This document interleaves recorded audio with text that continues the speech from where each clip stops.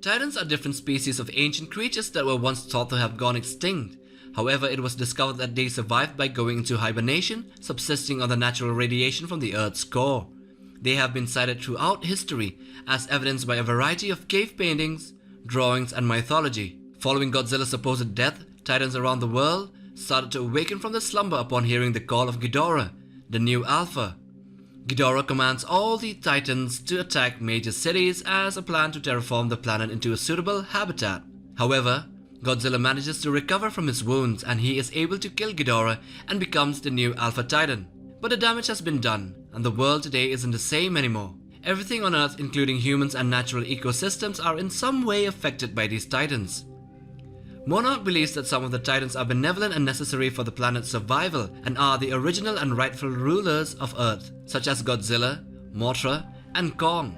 However, other Titans such as Muto Prime, Rodan, and King Ghidorah are considered destructive and dangerous.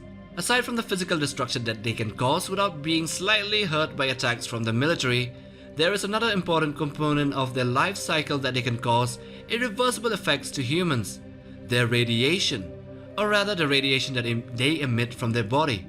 It was stated that in the movie that after the 2014 events, which left the world in a state of shock and awe at the appearance and destruction wrought by these gigantic kaiju, the places that were in the line of fire, for example, Las Vegas, San Francisco, had a sudden and strong growth of natural vegetation.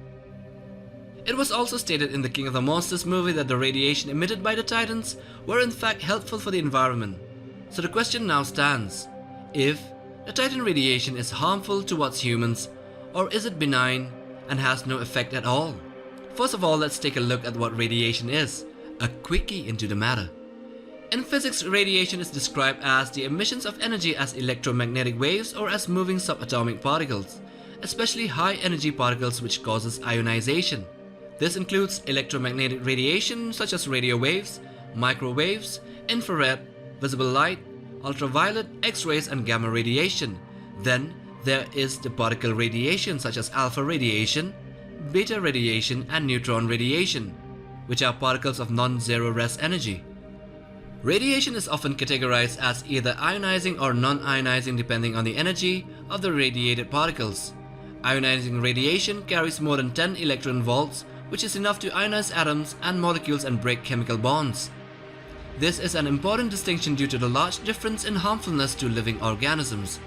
So what kind of radiation do these Titans have, and what kind of effects do they have on living things including humans and their technology in the Monsterverse?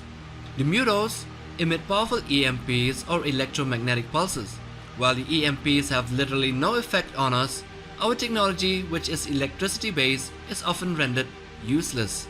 And as we have seen, Rodan and Mothra emit different types of radiation, with Rodan having high thermal radiation and infrared radiation since he was born of fire. And his type of radiation only affects situations in that exact instant and does not linger on. Mothra has another different bioluminescence type that is in fact helpful in healing and regeneration. Don't believe me? Why else would the ancient Chinese worship her and build a temple around the moth? And also that her essence fell onto Godzilla, which enabled him to turn into burning Godzilla.